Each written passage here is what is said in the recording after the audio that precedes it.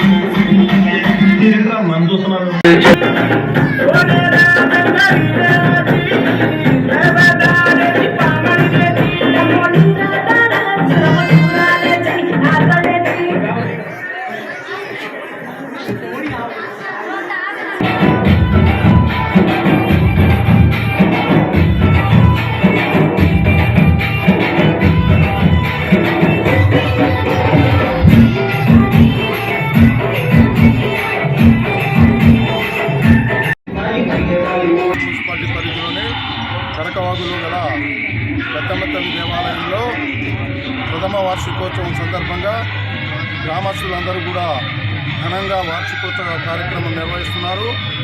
అందులో భాగంగా బోనాలు అలాగే ప్రత్యేక పూజలు ఏర్పాటు చేయడం జరిగింది.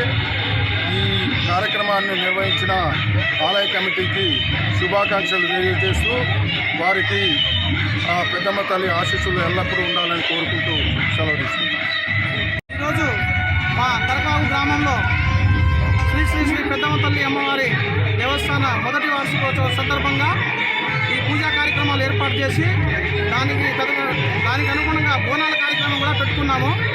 శ్రీ విజయవాడ కనకదుర్గ అమ్మవారి ఆశీస్సులు మరియు స్థానిక మన జగన్నాథపురం పెద్దమ్మ తల్లి ఆశీస్సులు, వారి అక్కడ ముడుపు తీసుకొచ్చి గుడి కట్టాము గ్రామ పెద్దలందరము. ఈరోజు ఇంతటి ఘనంగా అభివృద్ధి చెందింది. ఇంకా ముందు ముందు ఈ ఆలయాన్ని అభివృద్ధి చెందాలని కోరుకుంటూ స్థానికంగా ఉన్న నాయకులు కూడా మా గ్రామానికి సహకారాలు చాలా చేశారు. ఇంకా ముందు ముందు ఈ ఆలయ అభివృద్ధికి వారి సహాయం కూడా కావాలి కాబట్టి వారందరికీ ప్రత్యేకంగా ధన్యవాదాలు తెలుపుకుంటూ ఆలయ కమిటీ పెద్దలు అట్టు మురళీ నాయక్.